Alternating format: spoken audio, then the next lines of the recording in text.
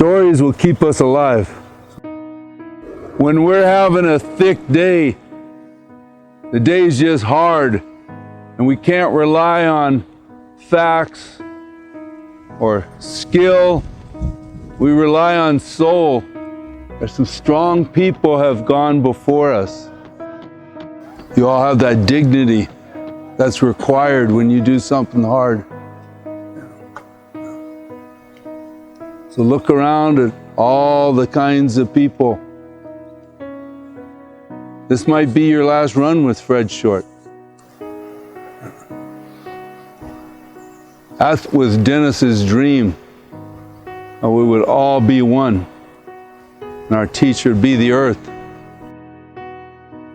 Dennis J. Banks was my friend. I compare him to many, many leaders. He's an icon. I compare him with Tecumseh, Osceola, Crazy Horse, Geronimo, Captain Jack, Martin Luther King, Gandhi. He always fought for his people. I met him many, many years ago in the late 60s. I traveled with him many, many places around this country, to different reservations, to different rancherias, to different people, different cultures and different races. And he met many, many people that I knew. He met leaders from the Black Panther. David and I are still going strong. They didn't kill the Black Panther Party. They didn't kill him. He was at DQU. He became the chancellor. He had to flee South Dakota, and he fled here, and Jerry Brown kept him here, stopped the extradition of him going back to South Dakota. That man was a teacher. He educated people. He was an activist for his people. He fought for his people because he knew our struggles of the indigenous people of this country. Genocide was committed against our people. There are page after page of history of the making of this country. The taking of our lands is filled with blood, filled with horrible stories of how they took this land. But in 1978, we had a big walk across this country called the Longest Walk. There was a bill called H.R. 9054. It was written by Congressman Cunningham and Meats out of the state of Washington state. It asked the president to abrogate, terminate indigenous people treaties. There was 11 bills pending in Congress. My friend organized that walk in 1978. I was on that walk. And I met many, many people from different races, from different cultures. I happened to meet Muhammad Ali, who supported the indigenous people. A lot of Native Americans and African American or black people don't know Muhammad Ali supported the indigenous people. I met the Reverend David Abernathy. I met Max Gale on this longest walk. And we walked across this country. We had to deliver that message. What would happen today if them bills would have passed? What would happen to our people? There would be no reservations. There wouldn't be no rancherias. There wouldn't be no casinos. We would all be assimilated. So that's the reason we walked across this country. That man was my friend. The kind of mistreatment and the abuse and the killings that go on Indian reservations by government agents, it amounts to ethnocide. where they are killing off entire tribes, where they are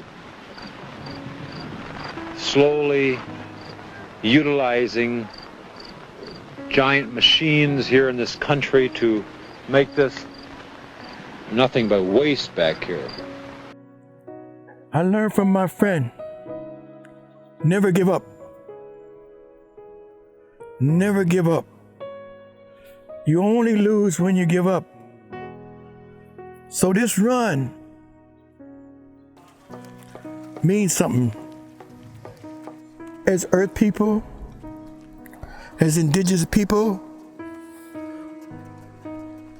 that he left a legacy for us. A legacy for the young women and the young men to keep fighting. Keep fighting for what we have left as indigenous people. There's many, many issues that we're gonna face in the future. So I'll be running and I'll be praying with him.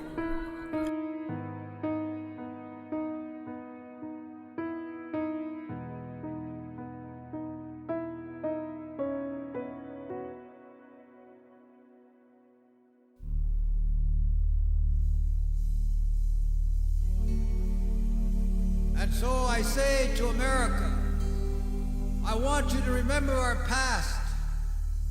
This past will give you direction for the future.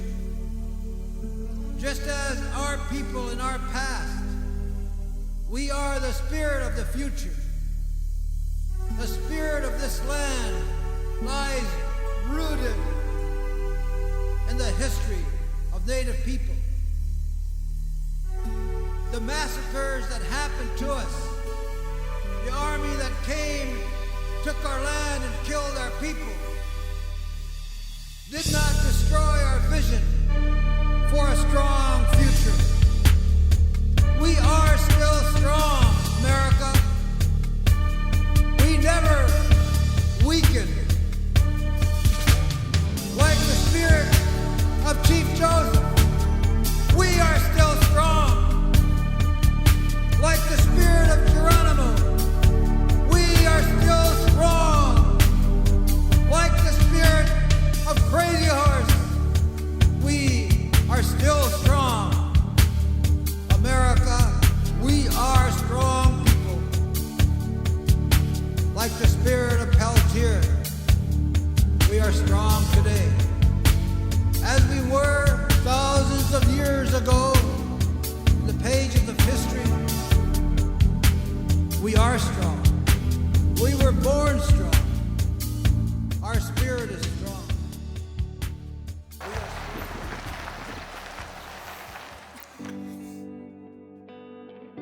Pitt River hid him from the FBI and the government pursuit.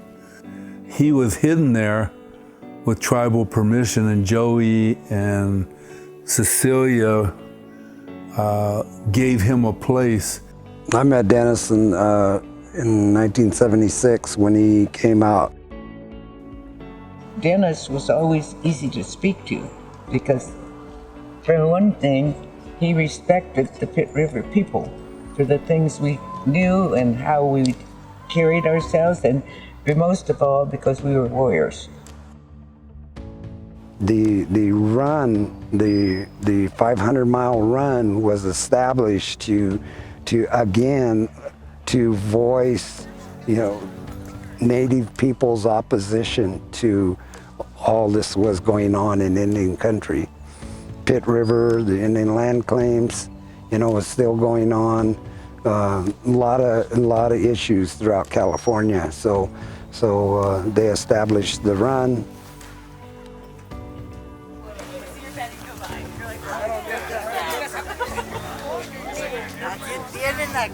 Oh, he's easy, but you gotta pray what he's inside. That's right. Only 61 more pieces. I just want to thank the Creator for giving me the opportunity to be on Joe and Cecilia's land. And Pete, I want to thank you for allowing us to come here and taking care of us. Dennis had, Fred come to us and ask if we could have the run here. We agreed, yeah, we've kind of been associated with it from its birth. We felt that if they needed a place, we'll provide that. You have to learn to do these things Indian, traditional. If you want to learn from people that have done it. Like here, Joy has them sweating. I sweat all my life. I Sundance 39 years. I still go, but I can't dance no more. I still go. If you want to learn from people that do it. Learn from Sundancers. Learn from roundhouse people.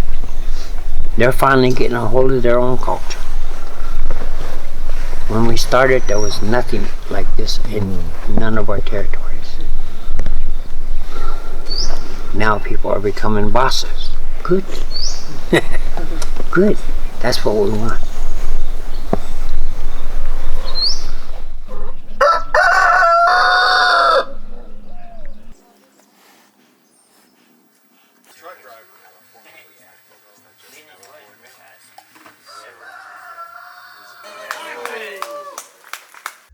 We need permission, to do day one.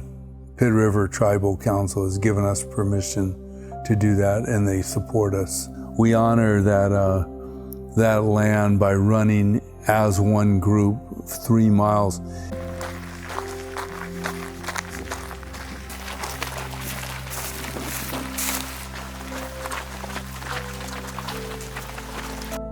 Mount Shasta, everyone talks about its medicine. People come from all over the world. People today are protecting it as much as they can. The way you protect Mount Shasta is you protect the rivers. Those are like bloodlines. You don't conquer Mount Shasta and go to the top, say I climb to the top. That would be disrespectful. So the ceremonies are more down below, the foot of the mountain. So when we're running through there, you're kind of thinking about those things and realize that's part of your responsibility to know some of that and to practice some of that.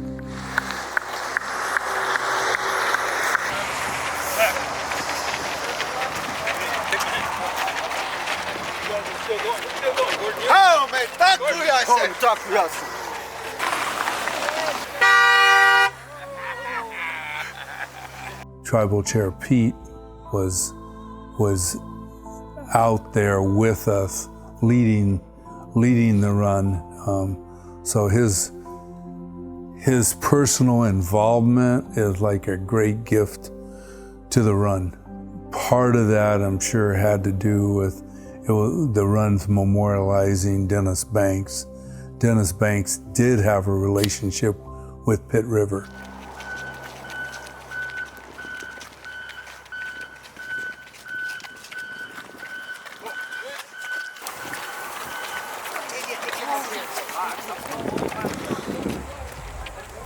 Going the old trade route for 60 miles, that was given to us, that route was given to us by the Pit River clans, including the Galley clan.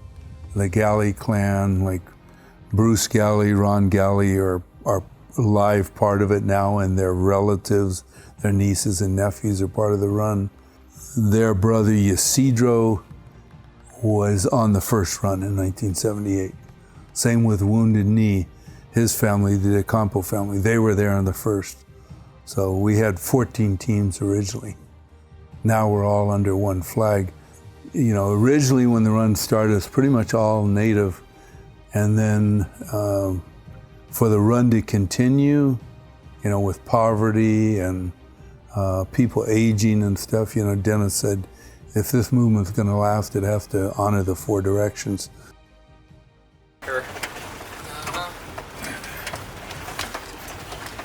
right, Christine. Woo! Thanks for saving some uphill for me.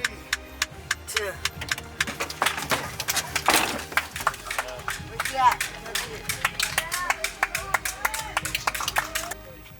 helpful if we're feeling strong to do like 2 miles or so? I think at this point, maybe. Okay. It's realistic. And you can shorten it if you guys feel like you want to do halves and do it stronger. That might be a really good strategy for you.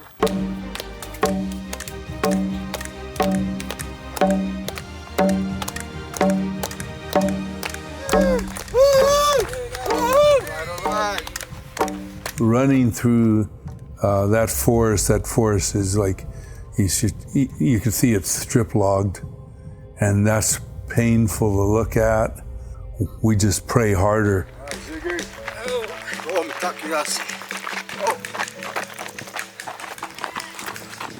Like you feel it. Right. You can't get like that. Yeah, but then I really taken on what John said about how that's life, you know? We see a problem in our life, and it looks like that biggest hill, like, oh my God, how am I supposed to make it up there? And the same with this running, I see this hill, and the first thing in my head is like, oh man, I gotta get way up there. We just do one step at a time, stay in your prayer, and that's the same thing I'm trying to do with my life. Good job, man.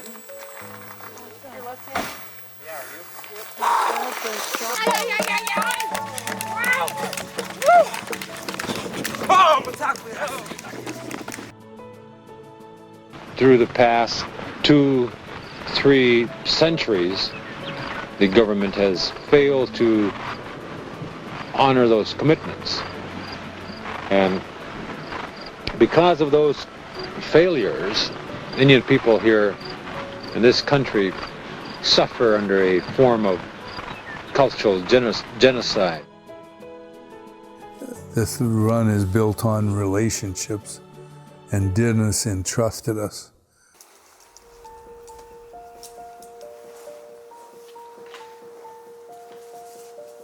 You know, there was, in the beginning of the day, we always do a ceremony, and a lot of times the ceremony has a specific purpose. This day we were saying goodbye to Neoma. In the Indian way, one of the highest honors you can have is when a song is sung for you this way. And we're going to sing this song for her in honor with this song.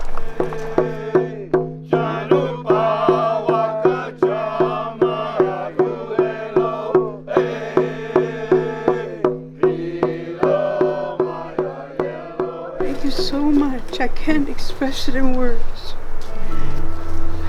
Thank you. Well, Neoma is the archetypal grandma. So when she's there, everyone feels safe, like grandma's safe. When she's there, everyone shows their best side, you know. So she really brings the camp together like a fire brings the camp together. She'll always be part of the run. She served for decades, and her position was taking care of the medicine, collecting the medicine, and doing giveaways like sage and cedar and tobacco and feathers. And then we're continuing the memorial to Dennis's life, which is basically longevity, you know.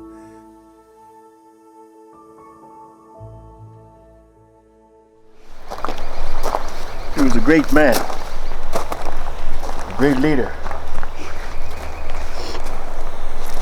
Not only for the indigenous people, for other people. Dennis needed another open heart surgery. Medical team knew it was necessary, but they knew it would be a close call. All the pipe carriers, medicine people were asked to pray strong, and did. Dennis made it through that night, and hope was generated by the family. Then pneumonia seeped in, and Dennis knew he would not breathe again on his own. He had told his family, "I don't want to live off of life support." Dennis's brother Mark honored that. Dennis went on. It's an annual run. It's gone on 43 years. It goes on because we run like we're going to run all day. It's not a sprint. It's not based on, dynamic energy. It's based more on sustained energy.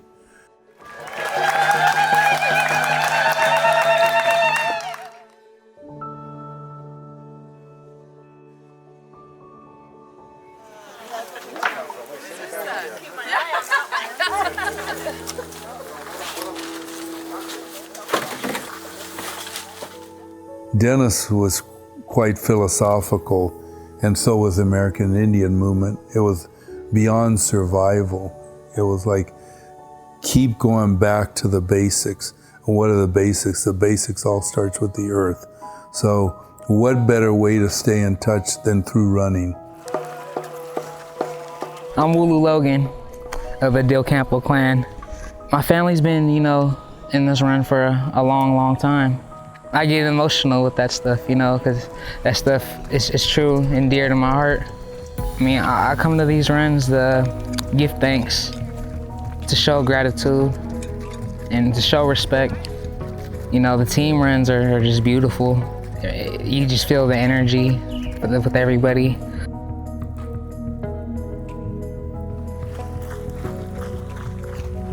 Why are you doing this? It's not just like a competitive thing while we're trying to run these 500 miles. There's more meaning to that. You're running with a purpose. You're not just running aimlessly. I run for a lot of things. I run for those who can't run. I run for those that, they're not strong enough to run, or they're handicapped. They're not physically able to run. I run for those that are near and dear to me. I run for the wellness and health of all that are near and dear to me. I run for all the animals. I run for Mother Earth, that it is deeper than what you just see on the surface.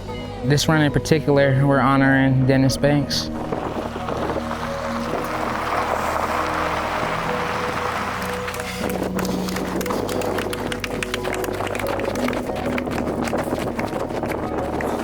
The pain is so deep, the distrust is so deep, that it's actually hard to get into some of this stuff. We're running the California Trail of Tears. This is part of it. So General Sutter's career was built on killing indigenous people from Oregon border to Sacramento. The last recognized native person in Northern California was Ishi, and then his legacy. Now you consider Wounded Knee and the Miwok people, all the tribes that aren't federated, their relatives that have been dug up are in boxes at UC Berkeley. You can do it!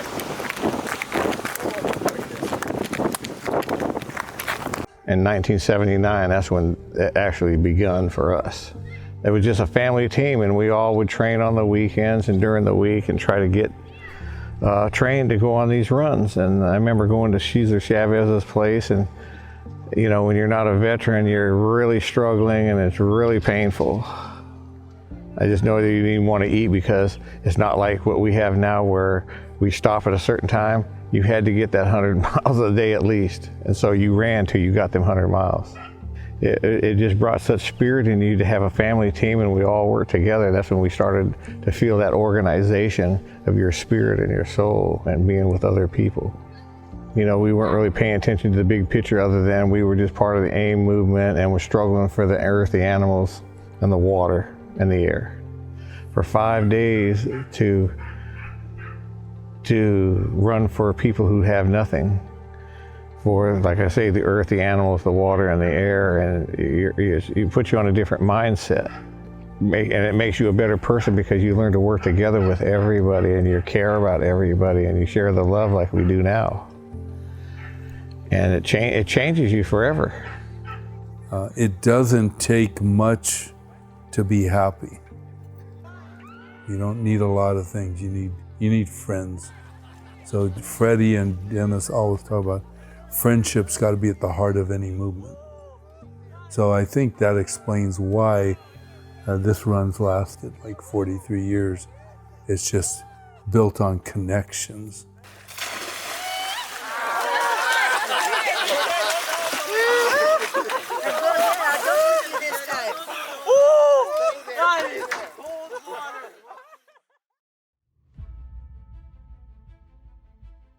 People changing their mind because of who you guys are. Dennis never got cynical.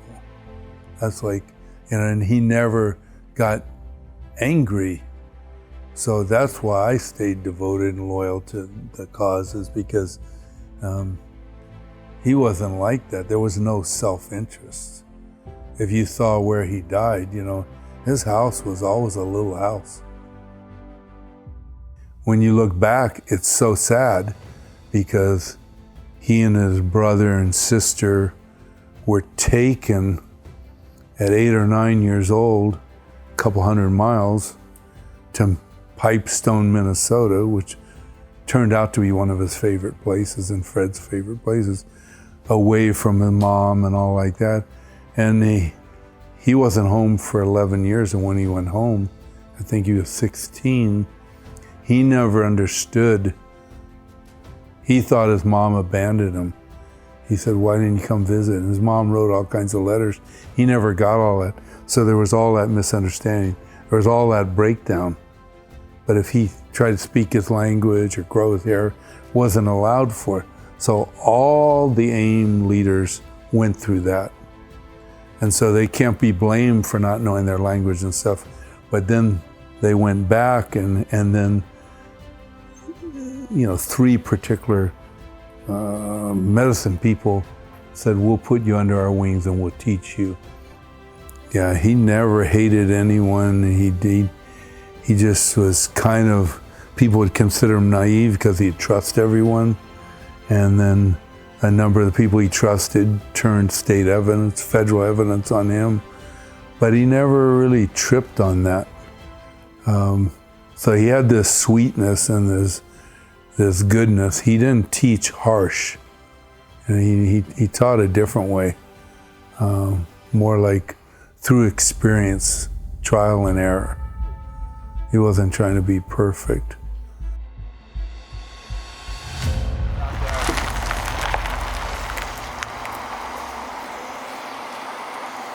Water is life. 1978, like I spoke about, the bill called HR 9054. I would like people to do the research on that, but there was another bill in there called HR 9051 about water rights.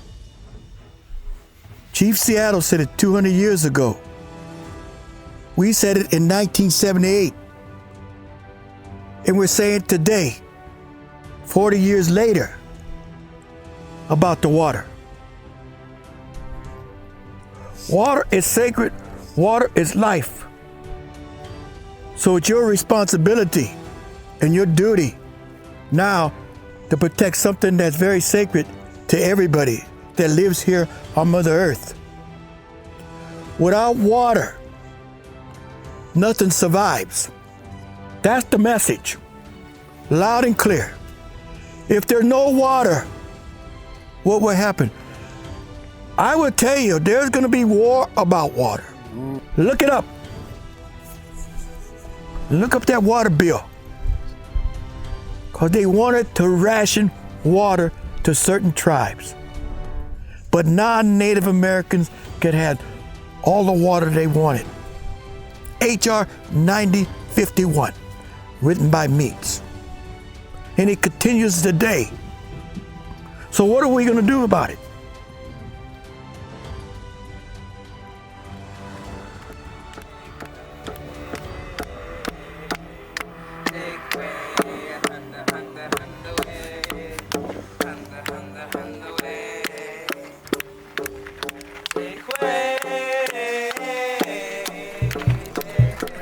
I gotta leave. I gotta stay another day. There's an emptiness inside of me, and I can't bear the loneliness out here. There's another place I gotta be, another place I gotta be.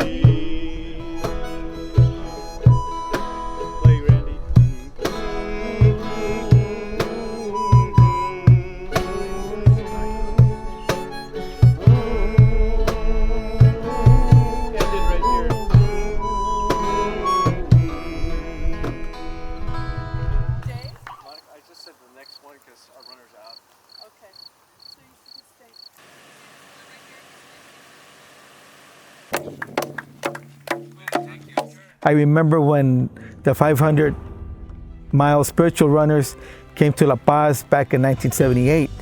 And that was like the first time that they came, but for me it was like, wow, what's going on here?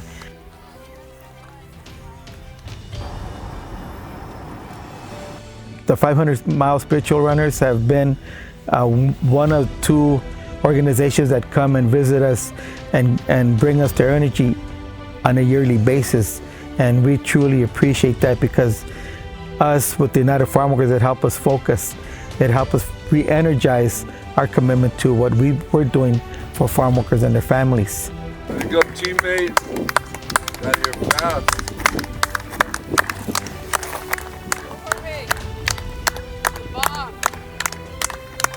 40 years later, the 500 spiritual runners are still here. They're still committed, and they do a lot of prayer. And the main message is that all life is sacred. No matter what we're doing, the bottom line is all life is sacred, and we have an obligation, a responsibility to take care of that.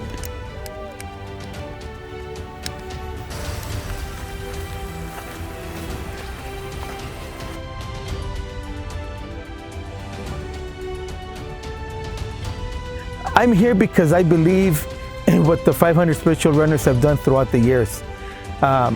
They also taught me that it's not enough to just pray. You know, you got to sacrifice a little bit of your time. You got to feel that pain so that you could be in tune with the pain that other people are feeling. If you try to do for yourself, you're not going to go very far.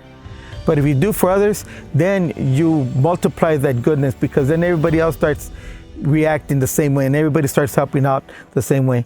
So once I'm done, I'm going to go back to my people. I'm going to go back to my family, to my community, and I'm going to let them know that there's all this happening and that we should all follow the same example, and not just sit in the meeting room and say, well, let's think about it.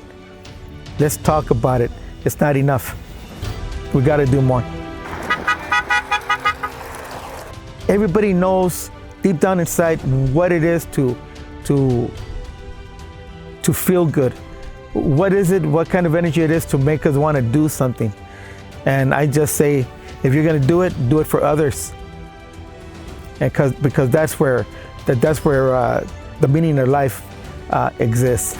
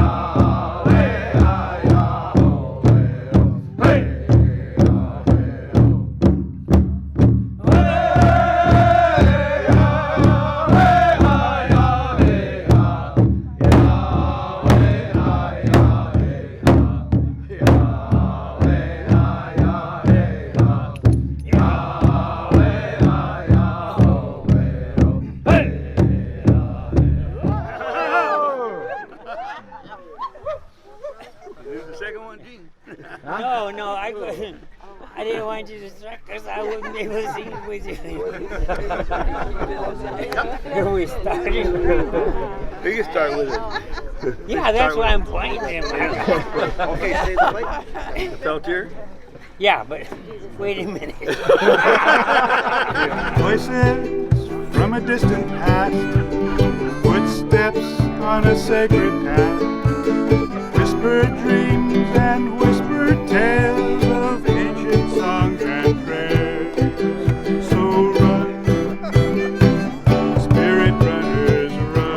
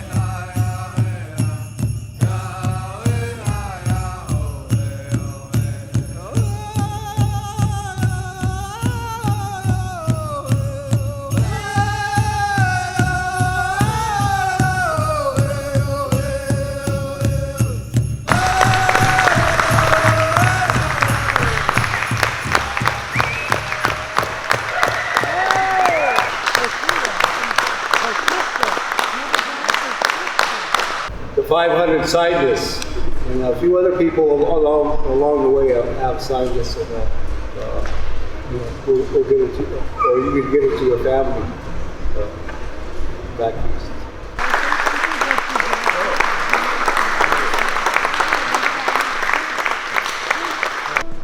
I have never received a hand like that.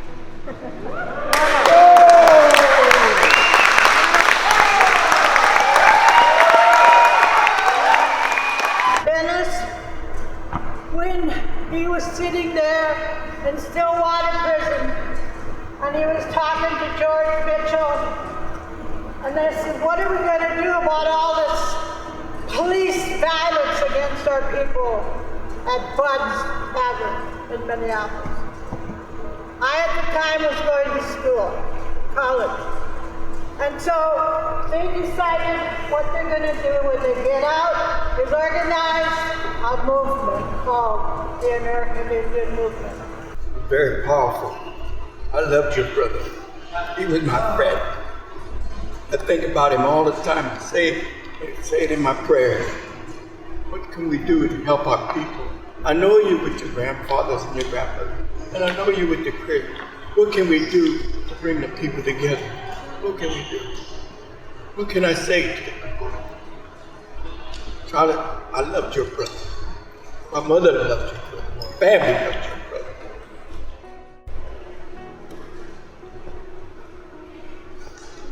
We ran in honor of your brother.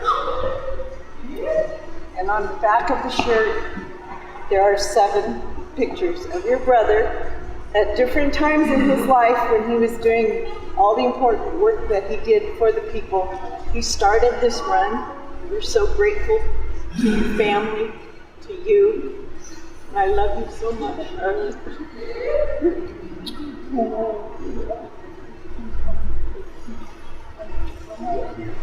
love the way you've represented.